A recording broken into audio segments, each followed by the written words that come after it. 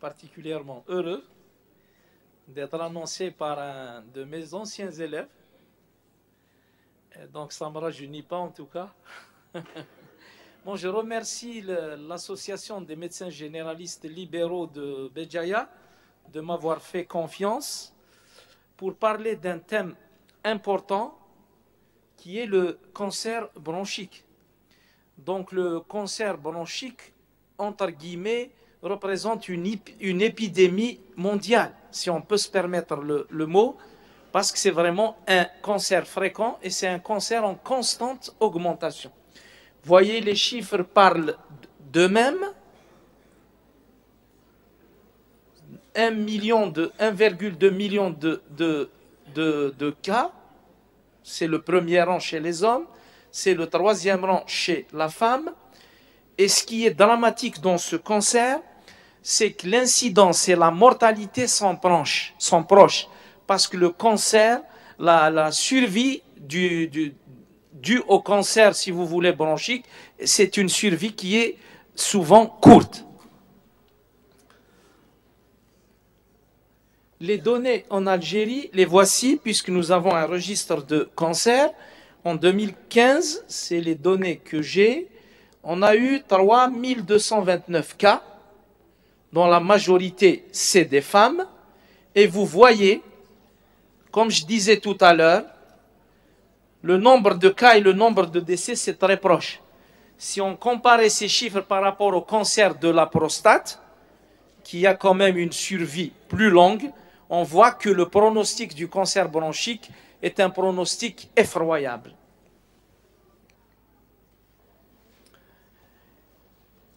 Et dans notre pays, après les cancers colorectaux, la deuxième position, c'est le poumon et les bronches. Dans la wilaya de Tizi Ouzou, nous avons eu 16 310 nouveaux cas de cancer, toutes localisations confondues. Et parmi ces cancers, nous avons eu 1214 cas de cancer broncho-pulmonaire. Et en 2015, on en a eu 132 nouveaux cas. Voyez un petit peu l'importance qu'occupe ce cancer.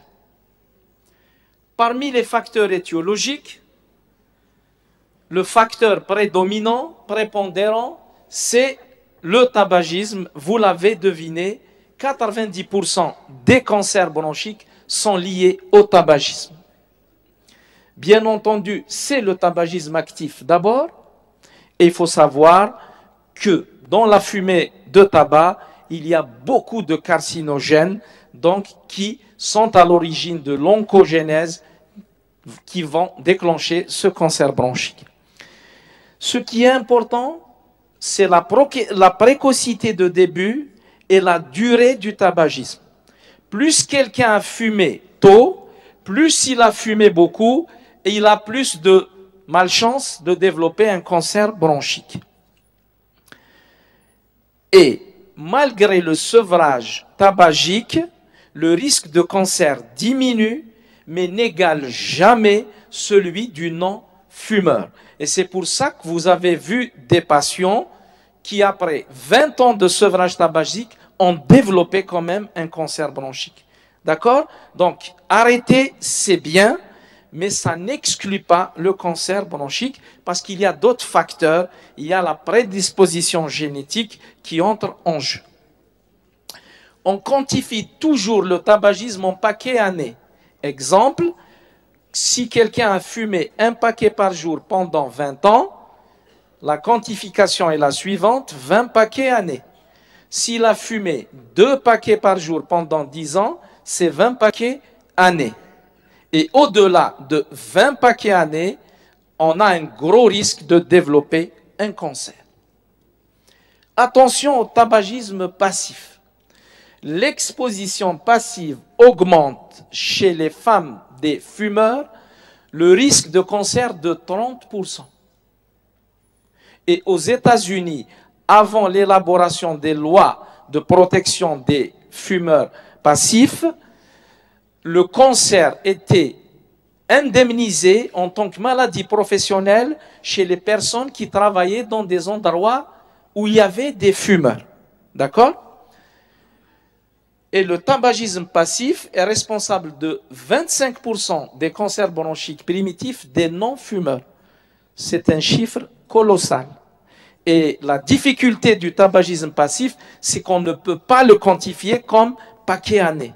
D'accord? Et quelle protection du non-fumeur en Algérie?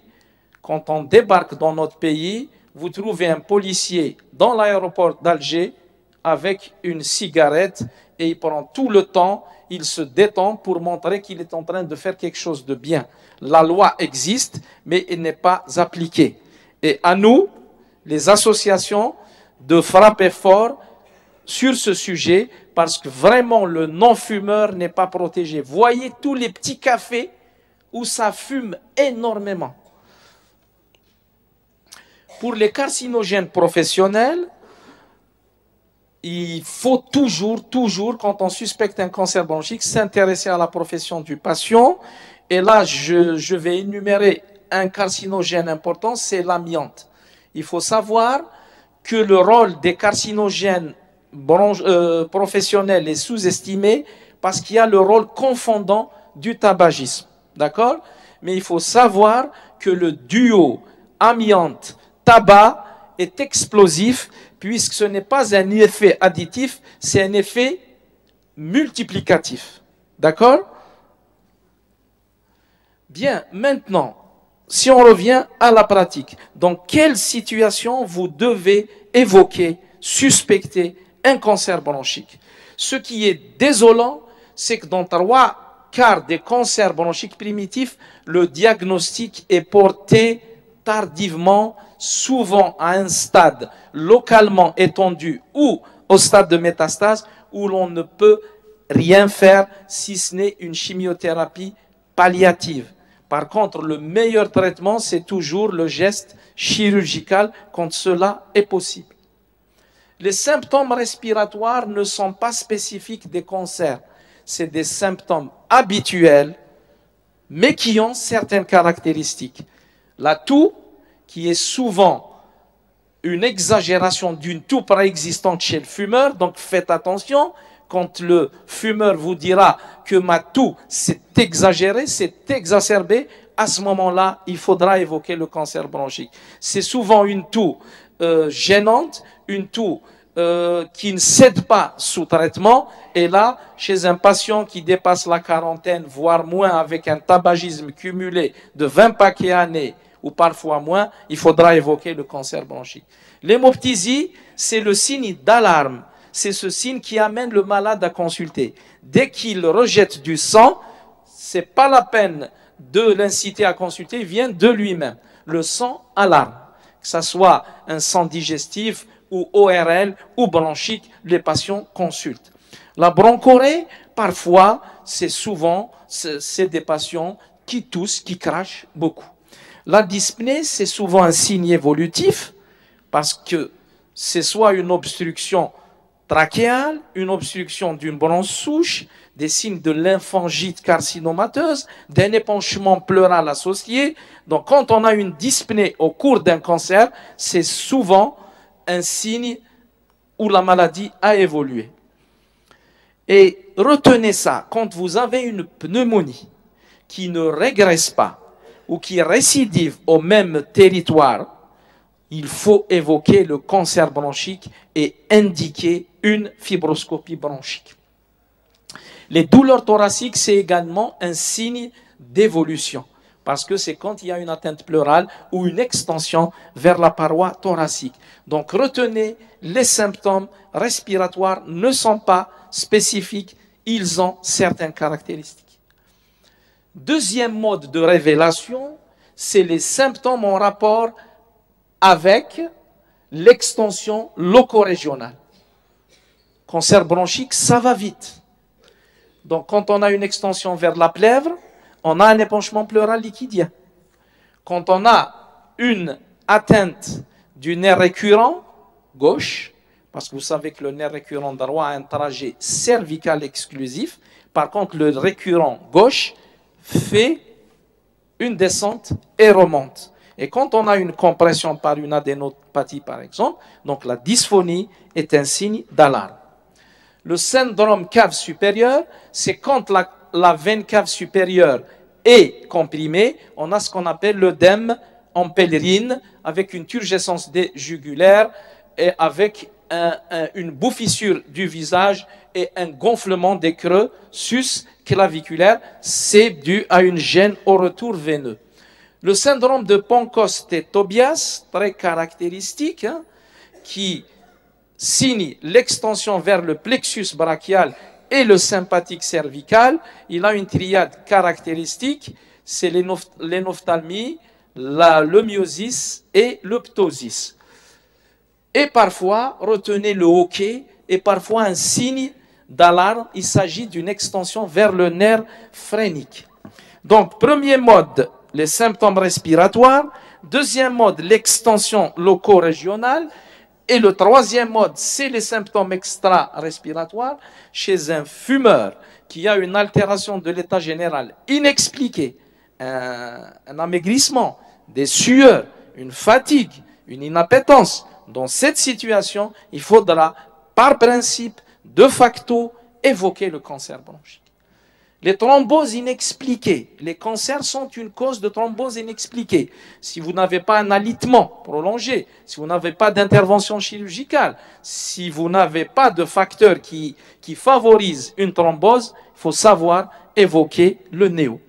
Et bien entendu, la situation la moins souhaitée, c'est que le cancer soit révélé par ces métastases hépatiques au cours d'un examen échographique, métastase cérébrale quand on a des signes neurologiques, métastase osseuse quand on a des douleurs osseuses, et parfois également métastases surrénaliennes qui sont souvent silencieuses, découvertes à l'occasion d'une TDM ou d'une échographie. Quatrième mode de révélation, c'est les syndromes paranéoplasiques. Le professeur Salah Mansour va vous parler plus en détail de cela, mais je vais dire un mot quand même, c'est important de nuancer les choses. Le syndrome paranéoplasique n'est pas une métastase. C'est-à-dire, c'est des symptômes, des signes qui sont dus à la tumeur, mais dont le traitement de la tumeur amène la guérison de ces signes. Exemple simple, parfois, c'est la première manifestation de ces cancers.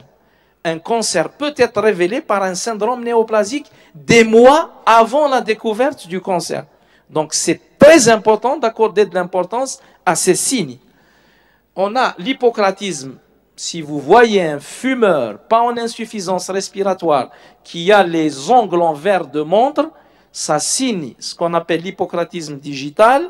Et quand on a un tableau plus complet, c'est l'ostéo-arthropathie hypertrophique de Pierre-Marie, qui associe en plus des œdèmes des extrémités avec une périostose engainante. Cela sous-entend l'existence d'un syndrome paranéoplasique. Une hypercalcémie qui est complètement différente de l'hypercalcémie due à la métastase, qui elle est due à une lyse osseuse. Par contre, là, c'est des hormones laïques qui sécrètent du calcium. L'hyponatrémie du syndrome de Schwarz-Barthel, c'est la sécrétion d'ADH laïque, l'hormone antidiurétique, qui va être à l'origine d'une intoxication à l'eau, d'une hyponatrémie, et attention, parfois on pense à une métastase cérébrale, alors que c'est un syndrome paranéoplasique, c'est surtout caractéristique du cancer à petites cellules. Un syndrome de Cushing par sécrétion d'ACTH-like et une pseudomyasthénie qu'on appelle le syndrome de Lambert-Eaton. Donc, 4 modes de révélation. Symptômes respiratoires, signes d'extension loco-régionale, métastase et signes paranéoplasiques. Quels sont les types histologiques du cancer bronchique? Nous avons d'abord à différencier les cancers non à petites cellules et les cancers à petites cellules. Les cancers à petites cellules sont des cancers d'emblée inopérables parce que l'extension loco-régionale et métastatique est telle qu'on ne peut pas opérer ces patients. Heureusement qu'ils sont très chimiosensibles. Mais c'est des cancers méchants, dont le pronostic est mauvais. 80% des cancers, ou un peu plus, sont des cancers non à petites cellules. Ce sont ces cancers qu'on peut opérer s'ils sont opérables. On a 3 types. Il y a une inversion. Avant, c'était les épidermoïdes qui se taillaient la part du lion, mais actuellement, il y a un revirement de situation, vu que c'est les adénocarcinomes qui occupent la première place, suivis par les épidermoïdes, et enfin par les cancers, excusez-moi, à grandes cellules. Les cancers à petites cellules, c'est, on va dire, 15 à 20%. Donc, 2 types histologiques, non à petites cellules et à petites cellules. On les a différenciés comme ça, c'est par rapport aux retombées thérapeutiques. L'imagerie du cancer bronchique, et c'est là que je voudrais mettre l'accent, passer beaucoup de messages, la radiographie doit être demandée quand vous suspectez un cancer bronchique, surtout chez un fumeur. Et l'autre revers de la médaille, c'est qu'une radiographie thoracique normale n'élimine pas le cancer bronchique. Ça, il faut le retenir. Parce que si le cancer est petit, développé au niveau des gros troncs bronchiques, le patient vient pour une hémoptysie par exemple, vous voyez la radio, elle est normale, il ne faut pas se précipiter à rassurer faussement le patient, il faut indiquer une endoscopie et on a beaucoup de surprises de découvrir des cancers de la basse trachée, des souches et même des lobaires. D'accord? La TDM permet une analyse minutieuse, l'extension loco-régionale, l'analyse des ganglions, l'analyse de la paroi thoracique, d'accord? Donc c'est une analyse, mais on ne la demande pas d'emblée. D'accord? Et on a le PET scan qui est un examen fonctionnel qui permet de rechercher des lésions de cancer. Si je vous demandais d'interpréter cette image, c'est une image cavitaire. On penserait à la tuberculose. C'est une caverne cancéreuse. D'accord? Donc l'image cavitaire n'est pas synonyme de tuberculose, même si nous sommes un pays d'endémie. Il faut évoquer le cancer excavé. D'accord? C'était un fumeur, les bacilloscopies étaient négatives. Voici l'image typique du hile en chou-fleur. Hein? Vous voyez bien les pattes en crabe et cette image irrégulière qui représente l'image caractéristique du cancer bronchique. Là, c'est un lâcher de ballon, c'est les opacités rondes multiples. C'est rare que ça soit le cancer bronchique qui donne ça. Souvent, c'est des métastases d'un cancer situé en dehors du poumon. Qu'est-ce que vous pensez de cette image?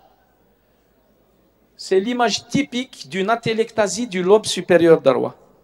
Voyez bien la petite scissure qui est ascensionnée, qui est arciforme, alors que la petite scissure est normalement horizontale. D'accord? Et la trachée commence à être attirée vers le côté de la lésion. Alors, dans ce cas, la lésion siège au niveau de la lobaire, de la branche lobaire supérieure droite, et l'accessibilité à la fibro est très simple. Et ça c'est l'image d'une atélectasie totale. Tout à l'heure, c'était le lobe supérieur. Maintenant, c'est une atélectasie totale, puisque l'obstacle se situe au niveau de la branche souche gauche. Voyez bien la trachée, qui devait être centrale, est complètement déviée. Et voyons, on ne voit plus de bord d'Arwa du cœur, parce qu'il a été attiré par la télectasie. Ici, c'est un cancer avec une atteinte pleurale. On a dit que l'atteinte pleurale était quand même fréquente.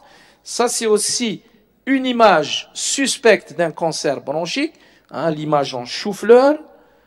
Ici, c'est une grosse image d'un cancer évolué, diagnostiqué tardivement, et le bilan d'extension a montré des lésions vraiment étendues avec atteinte vasculaire, atteinte des corps vertébraux. Là, une opacité ovalaire, vous la voyez tous, cancer bronchique périphérique. Hein. Ça aussi, c'est l'image d'un cancer bronchique. Bien, donc grosso modo, le cancer bronchique peut être proximal ou distal. S'il est proximal, c'est les gros troncs bronchiques, il réalise cette classique image en chou-fleur, et quand il est proximal, il réalise surtout, quand il est distal, excusez-moi, l'image en opacité ronde. Quels sont les éléments du diagnostic de certitude? Tout ce qu'on vient de dire, c'est de la suspicion. Pour poser le diagnostic certitude, il faut une pièce, d'accord? Comment on peut avoir cette pièce, cette partie qui va nous permettre de diagnostiquer? Classiquement, c'est la fibroscopie bronchique quand les lésions sont proximales, accessibles. La ponction biopsie transpariétale à l'aiguille dans les lésions périphériques inaccessibles à la fibroscopie. Quand on est vraiment bloqué, on cède des techniques chirurgicales. La thoracoscopie, c'est l'introduction d'un thoracoscope dans la lésion, dans la plèvre, mais on l'appelle plus pleuroscope parce qu'avant ça n'explorait que la plèvre, mais actuellement on peut explorer le diaphragme, les lésions périphériques pulmonaires. La médiastinoscopie, qui consiste à réaliser une incision au niveau du manubrium sternal, et enfin la thoracotomie, qui doit être le dernier recours, parce qu'une thoracotomie, c'est quand même un geste lourd, mais heureusement qu'actuellement, avec toutes ces techniques, on a rarement recours à la thoracotomie. Maintenant, quelle est la place réelle du médecin généraliste dans la prise en charge du cancer? Il intervient à deux niveaux. En amont, dans le diagnostic précoce, et c'est ce qu'on veut vous demander, c'est que soyez vigilants. Face à un patient à risque, essayez d'agir rapidement pour permettre un diagnostic précoce. Mieux encore, c'est la prévention primaire. C'est de l'utopie, c'est difficile, mais dans ce cancer méchant, la seule alternative, c'est la lutte antitabagique. Vous allez me dire, je fabule, l'enjeu est là. En aval, on doit accompagner le cancéreux. Quand on a essayé tout chez ce patient, on lui dit « vas-y chez toi ». On dit à la famille « accompagnez-le ». Et le médecin généraliste, comme les autres médecins, ont un rôle à jouer. Dans les soins palliatifs, nous insistons sur le traitement de la douleur. Selon les paliers OMS, la douleur, ça fait mal, ça incommode, ça fait perdre le sommeil, l'appétit, ça irrite le patient. Donc, accorder de l'importance à la douleur. La dyspnée, un épanchement doit être ponctionné, une lymphangite doit être traitée. Donc, c'est important. La dépression, j'insiste sur ça. Professeur Adja est mieux placé que moi, mais la dépression, c'est un signe. C'est des signes qui doivent nous attirer. Et parfois, avec un antidépresseur, on améliore la situation psychologique du patient. En conclusion, on dira que le cancer bronchique est de mauvais pronostic. 20 à 25% des patients sont opérables d'emblée dans les pays occidentaux, s'il vous plaît. Alors que le reste des patients est d'emblée inopérable. Dans les meilleures séries, on a 20% de survie à 5 ans. C'est effroyable, c'est catastrophique. Dans notre pays, il n'y a pas d'études, mais on doit tourner autour de 3 à 4%, maximum 10%. Et paradoxalement, ce cancer est très accessible à la prévention et nos efforts doivent être réunis pour essayer de lutter contre le tabagisme. C'est difficile, il y a beaucoup d'embûches, mais nous avons un grand rôle à jouer pour nos jeunes qui fument au niveau des collèges. Et on a dit la précocité du tabac influe sur le cancer à long terme. Le médecin généraliste doit intervenir efficacement dans la prévention et le diagnostic précoce, mais il doit jouer également un rôle dans l'accompagnement du malade en fin de parcours. Et je vous remercie de votre attention.